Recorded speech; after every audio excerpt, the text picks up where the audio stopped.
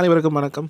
மற்றும் ஒரு இலங்கை கிரிக்கெட் ரசிகர்களுக்கு ஒரு சோகமான நாள் என்று சொல்கிறத விட கோபத்தை ஏற்படுத்தின கிரிக்கெட்டையே வெறுக்க வச்ச ஒரு நாட்களில் ஒரு நாள்னு தான் சொல்லணும். ஆஃப்கோர்ஸ் ஸ்ரீலங்கா இதை விட மோசமாக தோல்விகள் கிட்டத்தில் தோற்றுருக்குறாங்க. பட் இன்றைக்கு இவங்களோட பேட்டிங் பர்ஃபார்மன்ஸ், இன்றைக்கு மட்டும் இல்லை, இங்கிலாண்டோட இவங்களோட பேட்டிங் பர்ஃபார்மன்ஸ் எல்லாம் நியாயப்படுத்த முடியாத அளவுக்கு மிகவும் மோசமாக இருந்தது. அவங்களுக்கெல்லாம் கோடி கணக்கில் சம்பளங்கள், கான்ட்ராக்ட், ஒரு மேட்சுக்கு மேட்ச் ஃபீ இருக்குது. அது மட்டும் இல்லாமல் பற்பல சலுகைகள் இருக்குது. இப்படி இருக்கக்கூடிய ஒரு ஒரு நேஷ்னல் டீம் லெவலில் விளையாடக்கூடிய பிளேயர்ஸ் இப்படி ஒரு மிக கேவலம் என்று சொல்கிறது வந்து உண்மையிலே குறைவான ஒரு நல்ல வார்த்தை, இவங்களுக்கு கூடாத வார்த்தை. ஒரு இதை விட பச்சையாக ஏசக்கூடிய அளவுக்கு தான் அவங்களோட பெர்ஃபார்மன்ஸ் இருந்தது. உண்மையில் எத்தனையோ 35,000 பேர் இந்த மேட்ச் பார்க்க வந்திருந்தாங்க இன்றைக்கி அன்னளவாக. அவ்வளோ பேரும் அவ்வளோ நம்பிக்கையோடு, அவ்வளோ பேரும் பணக்காரங்களாக இருக்க மாட்டாங்க. அது நீங்கள் இலங்கையில் இருக்கிற கஷ்டத்தில் முதல்ல அவங்கள கூட சொல்லணும், அது வேறு விஷயம். இவங்களை நம்பி இந்த மேட்ச் பார்க்க வந்து அவங்கள முதல்ல பேசணும், அது வேறு விஷயம். ஆனால் இருந்தாலும் ஒரு சனம் இவ்வளோ தூரத்தில் இருந்து இவ்வளோ எதிர்பார்ப்புகளோட எங்களோட நாடு விளையாடுது, எப்படியாவது வின் பண்ணால் நாங்கள் போகிறதால எக்ஸ்ட்ரா சப்போர்ட்டால் ஒரு பலமாக இருக்குமென்னு நினச்சி வந்தான். பேட் பண்ண தொடங்கின முதல் போல்லேருந்து மயான அமைதி. அப்படி இருந்தும் ஒவ்வொரு 4 அடிக்கையும் பெப்பரே பேண்ட் வந்து ஒவ்வொரு பார்க்க கவலையாக இருந்தது. ஒவ்வொரு 100 ரன் வந்தோடனே பெரிய செலிப்ரேஷன். அந்த சின்ன பிள்ளையிலேருந்து எல்லோரும் வந்து ஒரு என்ன சொல்கிறது, 100வது அடித்தாங்களே என்ற அளவுக்கு செலிப்ரேட் பண்ணுற அளவுக்கு எங்கள் டீம் போயிட்டுது. இந்தியா மேட்ச்சில் பேட்டிங் ஆர்டரை பார்த்தீங்கன்னு சொன்னால் பத்தும் நிசங்க ஃபஸ்ட் போலே அவுட் ஆகிட்டார். ஓகே, பத்தும் நிசங்க அவுட் ஆன போல வந்து நாங்கள் கூட சொல்லவே இல்லாது. அது ஒரு பெர்ஃபெக்டான லென்த் லெவலேருந்து பெர்ஃபெக்டான லைனில் வந்து ஸ்விங் ஆகி அது இன் ஸ்விங் ஆகி அது ஒரு கஷ்டமான போல். ஓகே, அது கிரிக்கெட்டில் எல்லாராலையும் அடிக்க முடியாது. ஸோ அவுட் ஆகிட்டார். அப்படி அவுட் ஆனால் அடுத்து வரவர்களும் ப்ரெஷர் ஆக வேணுமென்ற அவசியம் இல்லை. இப்போ நாங்கள் அடிக்க வேண்டியது 169 நான் 8 படி 20 ஓவருக்கு அடிக்கணும். சரி, உன்னால் 8 ரன்ஸ் அந்த நேரம் அடிக்க முடியலை, சிங்கிள் ரொட்டேட் த ஸ்ட்ரைக். ஏன் இப்படி பயந்துடுறாங்க என்னென்னு தெரியல. இன்டர்நேஷ்னல் லெவலில் விளையாடுறாங்க, ஆனால் ஒரு ஒரு ஒரு கஷ்டமான ஒரு சிச்சுவேஷன் வந்தால் அதுக்கு பயந்துடுறாங்களே, என்ன செய்கிறேன்னு தெரியாமல் தடுமாறுறாங்க. அந்த பேட்டிங்கை பார்க்க ஒரு பார்த்து கொண்டு இருக்கவே ஒரு அரியண்டமாக இருந்தது. ஒரு நேஷ்னல் லெவல் டீம் மாதிரி தெரியலை. அதுக்கு பிறகு வந்து அசலங்க அடித்து அவுட் ஆன அந்த ஷொட்டு பார்த்திங்களேன்னு சொன்னால் அவரோட ஃபோர்மர் கேப்டன் வேறு. ஸோ இதெல்லாம் பார்த்தா இவரையெல்லாம் ஒரு கேப்டனாக வச்சுருந்தாங்களான்னு ஒரு முதல்ல அவரால் பார்த்தாண்டா அவருக்கு நல்ல விஷயம் கிரிக்கெட் தெரிஞ்சவர் தான். இவரை நம்ப மாட்டா, ஒரு நேஷ்னல் டீமுக்கு கேப்டனாக இருந்தவர் அடிக்கிற ஷாட்ஸ் இல்லை அதெல்லாம். உண்மையிலே மன வருத்தத்தோட இந்த மேட்ச் வந்து சரியான ஒரு ஆத்திரத்தை தான் ஏற்படுத்துச்சு. அதுக்கு பிறகு குஷால் மெண்டிஸ் இன்றைக்கு விளையாடினது ஒரு மிக செல்ஃபிஷான ஒரு இன்னிங்ஸ்.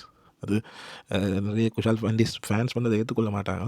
ஒரு T20 வேர்ல்ட் கப்பில் இதை வின் பண்ணால் தான் செமிஃபைனல் போகலாம்னு இருக்கிற ஒரு மேட்ச்சில் 22 பவுலுக்கு 11 ரன் அடிக்கிறேன். ரைட், உனக்கு இன்ஜரியா, உனக்கு இயலாத அடிக்கலான்ட்டு போகணும். நீ தட்டி அடுத்த மற்ற பேட்ஸ்மேனையும் ப்ரெஷர் ஆக்கி அது பச்சை பிள்ளை மாதிரி அவனை பவன் ரத்னாய்க்கு வந்து நாங்கள் T20 எடுத்துருக்கவே கூடாது. சரி, எடுத்தால் அவன் 2 மேட்ச் அடிச்சிட்டான். அவனுக்கு அதை விட ப்ரெஷரை ஏற்றி அவன் சும்மாவே 1-2 அடிச்சிட்டு வருவான். ஒரு ரன் பால் ஆடக்கூடிய அளவுக்கு ஒரு ஸ்டாண்டர்டான பேட்ஸ்மேன் தான். ஸோ அவனையும் தட்டி அவன் 18 பாலில் 10 ரன். இது ஒரு என்ன சொல்கிறது, ஒரு கிரிக்கெட் விளையாட தெரியாதவனுக்கு ரோட்டில் போகிறவனை கூப்பிட்டு பேட் பண்ண சொன்ன மாதிரி தான். முதல் 6 ஓவருக்கு 23 ரன் நினைக்கிறேன் ஃபர்ஸ்ட் பவர் பிளேயில். இதெல்லாம் மன்னிக்கவே முடியாத ஸ்கோர் ஒரு கிரிக்கெட்டில். இது வந்து இவங்க இப்போ இதே ஒரு வழக்கமாக்கிட்டாங்க. இப்போ 55 கோல் அவுட் ஆகிறது, 50 கோல் அவுட் ஆகிறது, 100 ரன்னுக்குள்ளே அவுட் ஆகிறது. இவங்க எல்லாருக்கும் அடிப்படை கிரிக்கெட் என்ன சொல்ல, ஒரு 19 அண்டர்-19 பிளேயர் கூட நல்லா விளையாடுவாங்க. யோசிச்சு பாருங்கள், சொந்த நாட்டில் நடக்கிற ஒரு சீரீஸ் செமிஃபைனல் போக முடியலை. அதுவும் யாருக்கு, நாங்கள் வந்து ஸ்பின் அடிக்க முடியாமல் இருக்கிறோம். ஸ்பின் பவுல் அடிக்க முடியாமல் இருக்கிறதுன்றது வந்து இலங்கை வந்து எப்பேற்பட்ட ஒரு ஸ்பின்னர்ஸ் உருவாக்கின ஒரு நாடு. அங்கே நேரத்தை அமிர்தரன் இப்படி வேர்ல்ட் டாப் பவுலர்ஸ் உருவாக்கின ஸ்ரீலங்கா பிளேயர்ஸுக்கு ஸ்பின் அடிக்க இல்லாமல் இருக்குது. ஸ்பின் தான் எங்கிட்ட ட்ரெண்டாக இருந்தது. ஸ்பின் தான் எங்கிட்ட வெப்பனு. ஸோ இப்போ அவன் பொருள் எடுத்து அவனையே போடுற மாதிரி இப்போ ஸ்பின்னையே எங்களுக்கு ஆயுதமாக பயன்படுத்தினாங்க. இப்போ அணியின் தலைவர், இப்போ பாருங்கள், ஒரு அணியின் தலைவர் ஸ்பின்னுக்கு அடிக்க தெரியாது, தண்ட ஸ்ட்ரென்த் வந்து ஸ்பின்னில் இல்லையா, ஃபாஸ்ட் பவுலர்ஸுக்கு தானா. இப்படி சொல்கிற ஒரு அணித்தலைவரை நாங்கள் எங்கேயா பார்த்துருக்கிறோமா? 1-2 பிளேயரை விட்டுட்டு அந்த பேத்தம் நிசாங்க, கவிந்த மெண்டிஸ், துஷ்மந்த சமீரை எல்லாரையும் அடித்து கலைக்கும். நான் சொல்கிற மாதிரி இந்த பச்சை மட்டையால் பிளாசி அனுப்பணும் எல்லாருக்கும். ஸோ உண்மையிலே மிக மன வருத்தம் மிக்க ஒரு பெர்ஃபார்மன்ஸ் தான் இந்த வேர்ல்ட் கப் முழுக்க. முதல்ல செலெக்ஷன் கமிட்டி அடித்து கலைக்கும். செலெக்ஷன் கமிட்டி ஷான் ஹேமந்தவை எப்படி டீமில் கொண்டாங்கன்னு பார்க்குற எல்லாருக்குமே அந்த கேள்வி இருக்குது. ஒரு இன்டர்நேஷ்னல் லெவலில் பெர்ஃபார்ம் பண்ணுற ஒரு ஸ்பின்னர் மாதிரி இல்லை. அவர் டேர்ன் பண்ணி நான் பார்க்கல. நீங்கள் அதை பார்த்துருந்தா கவர்மெண்ட்டை சொல்லுங்கள். அவர் வந்து போலை டேர்ன் பண்ணி நான் பார்க்கல. ஒரு மெயின் விக்கெட் டேக்கிங் ஆப்ஷனாக இருந்த ஹசரங்க இன்ஜர்ட் ஆன பிறகு அவரை ரிப்ளேஸ் பண்ணுறவர் எப்படி போல் போட்டாருன்னு நீங்களே பார்த்துருங்க. உண்மையிலே வெண்டஸே வந்திருக்க வேண்டிய இடம் இது. வந்து துஷான் ஹேமந்த் வந்து நல்லா பெட் பண்ணுவாருன்னு சொல்லி எடுத்தாங்க. அவர் 4 போல் தான் பிச்சிலே நின்றுருப்பார் இந்த 3 மேட்ச்லேயே நினைக்கிறேன். ஸோ அவங்க இந்த சின்ன சின்ன டீமுங்களுக்கு அடித்து எங்களை எல்லாரும் உசுப்பேற்றி இந்த ஆஸ்திரேலியாக்காரன் இருக்காங்க அவனுக்கு தான் முதல்ல வழுக்கும். அவன் இவங்கள்ட்ட தோற்றதால தான் இவங்க இந்த ரவுண்டுக்கு வந்திருந்தாங்க. யோசிச்சு பாரு, ஆஸ்திரேலியாவோடய தோற்றுருந்தோம்டா இந்த நிலை வந்திருக்காது. அது அப்படியே போயிருப்பாங்க. அதுதான் உண்மையான ஸ்ரீலங்கா கிரிக்கெட் நிலைமை. இப்போ ஆஸ்திரேலியாவுக்கு ஏதோ அந்த 10 நிமிஷங்க அடித்ததால் வின் பண்ணாங்க. அப்படிலாம் வந்துட்டாங்க தானே. இப்போ நீ என்ன செய்வாங்க? இப்போ உடனே கோச்சை மாற்றுவாங்க. அப்படியும் சாத்திரி சைன் பண்ணிடுவார். கோச்சை மாற்றிட்டு 2-3 புது பிளேயர்ஸை கொண்டு வருவாங்க. ஒரு சீரீஸ் முழுக்க அவங்களை சும்மா ரிசர்வாகவே வச்சுருப்பாங்க. புது பிளேயரை. அந்த சீரீஸில் 2 மேட்ச் தோற்று 3ஆவது மேட்ச் மட்டும் அவனை போடுவாங்க. அந்த மேட்ச்லேயே அவங்க 10-20 தான் அடிப்பாங்க.